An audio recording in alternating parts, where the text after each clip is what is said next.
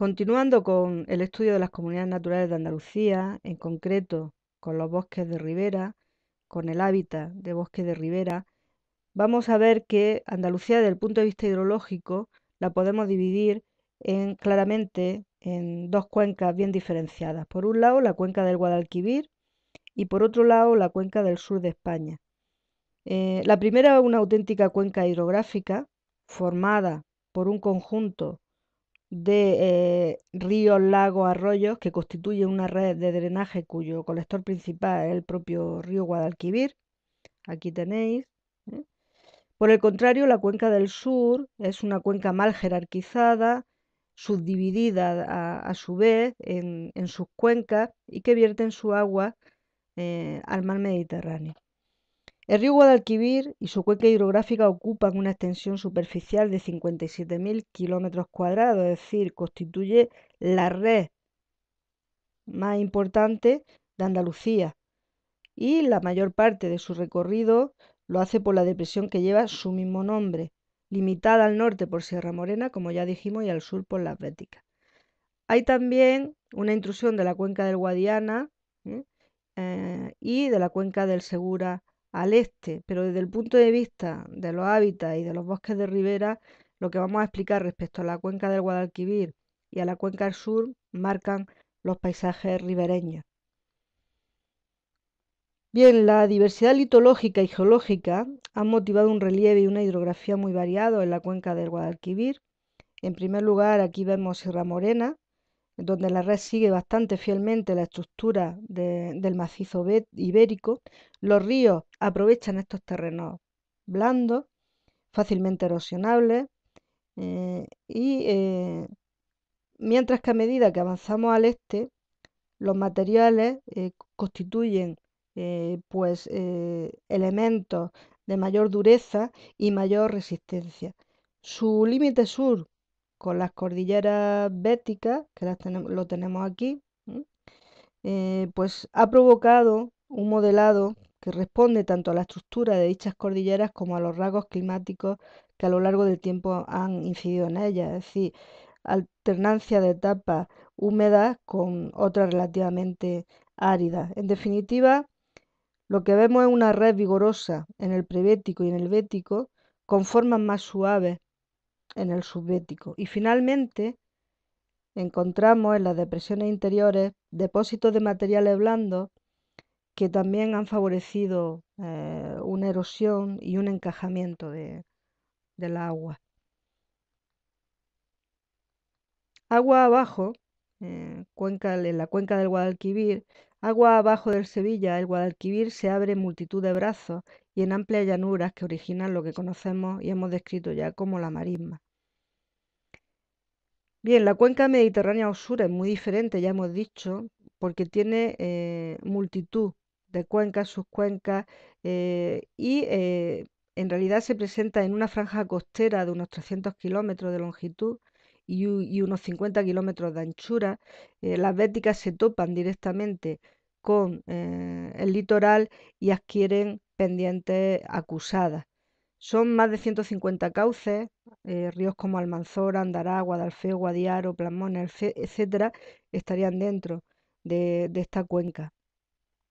Y es característico de ella pues las torrenteras y ramblas de régimen muy regular, ese gran desnivel que hemos apuntado pues provocan gran vigor y gran erosión, ¿no? en sus cauces. ¿Qué es lo que nos encontramos en la serie de vegetación? Vamos a empezar en la cuenca del Guadalquivir, es decir, de lo más húmedo a lo más seco. En primer lugar, las saucedas arbustivas que ocupan los márgenes de los ríos y arroyos, también de los roquedos que se encuentran en el lecho de los mismos. Y lo característico es que siempre están en contacto con la agua o muy cercana a ella. Llevan distintas especies de sauces, como estáis viendo aquí, de hojas flexibles, de tallos muy flexibles también, es decir, adaptados a la avenida. Y se acompañan de la presencia de herbazales con distintos géneros, como estáis viendo aquí, entre ellos el Hipericum, determinadas gramíneas, etcétera. ¿Qué ocurre cuando el suelo es más silicio y arenoso? Ahí se instalan las saucedas de este tipo de suelo, que la Salis salvifolia, eh, esta que estáis viendo aquí, es la especie dominante, que llegan a quedar cubiertas por la agua en las grandes avenidas invernales y primaverales. Son pobres en especies, incluso llegan a ser casi monoespecíficas. Suelen ponerse en contacto con las espadañas cuando las aguas están algo eutrofizadas. Estas saucedas hacia tierra firme contactan con las alisedas de alnus glutinosa, ¿m? En el caso de aguas corrientes y cuando los suelos son arroyos con gran estiaje, pues entonces se instalan tamus. En arroyos con gran estiaje del agua encontramos este tipo de especies, incluso los tamaris africanas. Bien, la segunda orla que nos encontramos son las alamedas. Aquí la inundación es periódica, son bosques riparios también caducifolios eh, que ocupan los llanos y donde la inundación, ya digo, es periódica.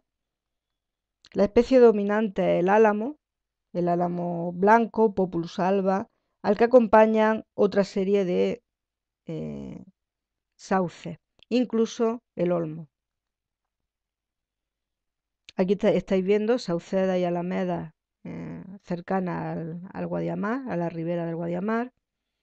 En tercer lugar, la orla que se instala son las olmedas, que son bastante más frecuentes en los cursos medios y bajos que en los cursos altos y ocupan lo que se llaman las llanuras de inundación o vegas.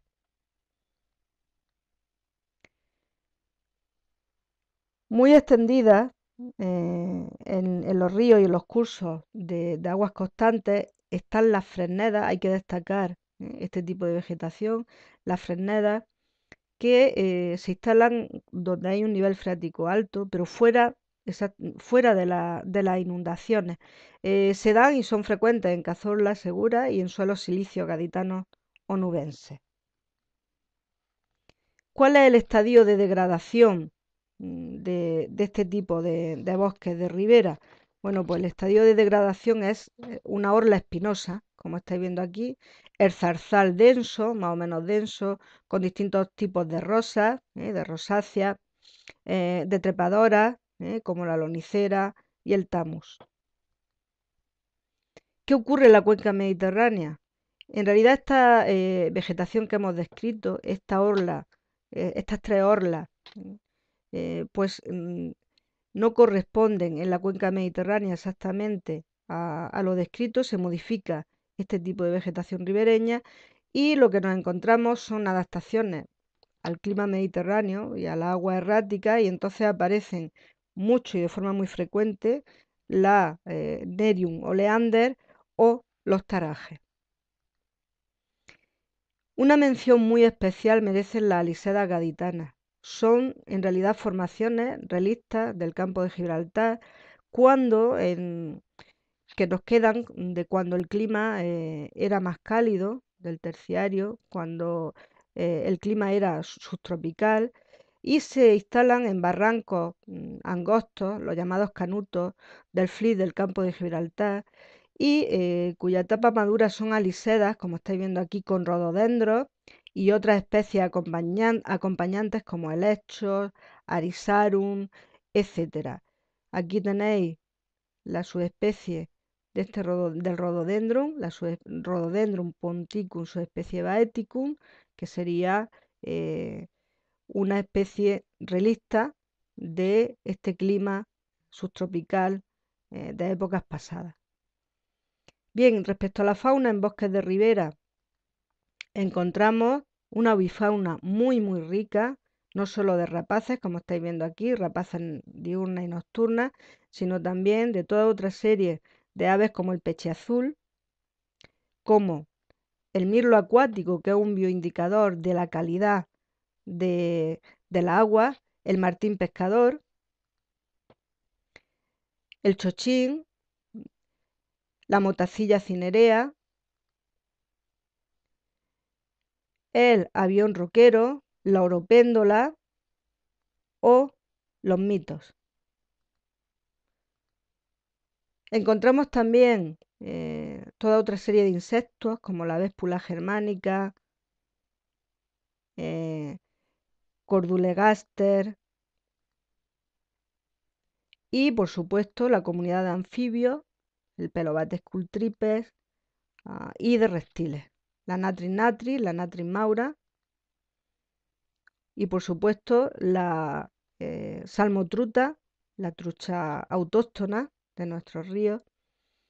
Respecto a los mamíferos, pues el gato montés, la rata de agua, que en realidad no es una rata, fijaros que tiene eh, las orejas cubiertas de pelo, tiene una serie de diferencias. Esta es semianfibia, podríamos decir. Y el mugaño de Cabrera, que también es otro indicador, un bioindicador de la agua limpia.